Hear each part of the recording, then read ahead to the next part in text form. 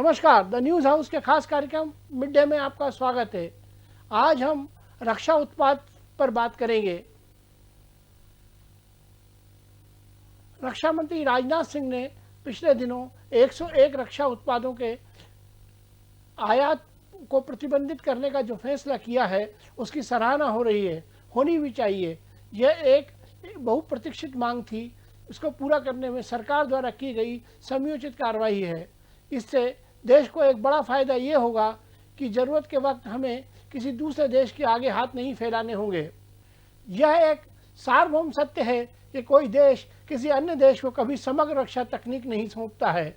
अत्याधुनिक लड़ाकू विमान राफेल की खरीद में भी ऐसी ही शर्त है।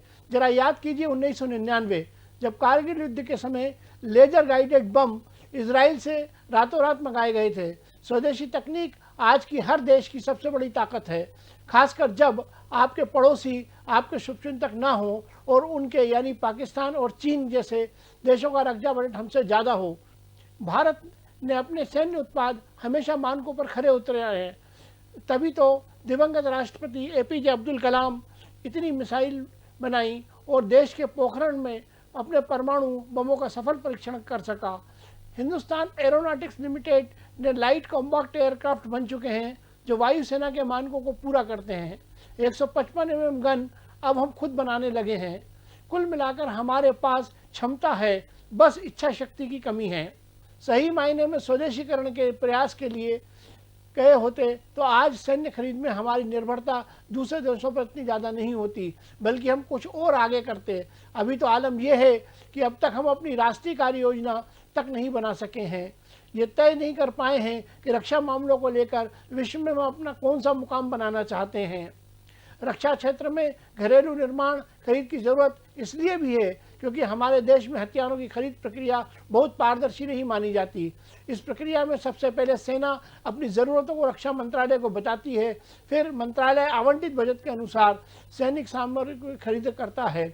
इस बात से कोई इनकार नहीं कर सकता कि खरीद में जिस तरह के बिचौलिए हावी रहते हैं, उसमें कई तरह की अड़चनें पैदा होती हैं। एजेंट जो नमूना हथियार का भेजता है, उसका इस्तेमाल करके ये तय किया जाता है कि उसकी कितनी ज़रूरत है। अधिकारीगण उसका उपयोग करके उसे स्वीकृत करते हैं या फिर खारिज। ऐसी कई उदाहरण हैं जिसमें हथियार को सेना ने मना कर दिया, उसके बाद भी किसी भी तरीके से बिचौलिए ने खरीदी के लिए स्वीकृत करवा लिया।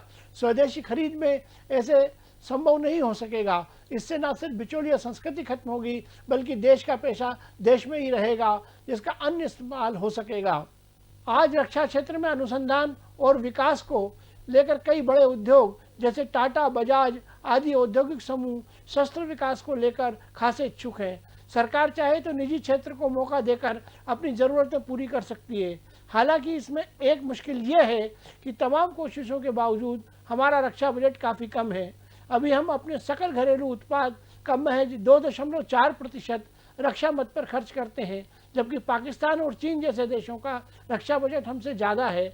आज जरूर सैन्य खरीद में पसरी अफसरशाही को भी कुंद करने की है। अभी तो यह होता है कि सैन्य अधिकारी सेवानिवृत्त होने के बाद रक्षा खरीद में शामिल हो जाते हैं, जो एक गलत परंपरा है, खास तौर पे उस देश के लिए जिसकी फौज संख्या बल में विश्व की दूसरी सबसे बड़ी ताकत है। आज के मिड डे में बस इतना ही। कल फिर किसी और विषय के साथ मिलेंगे। तब तक के लिए बने रहिए द न्यूज़ हाउस में समाचार के साथ। नमस्कार।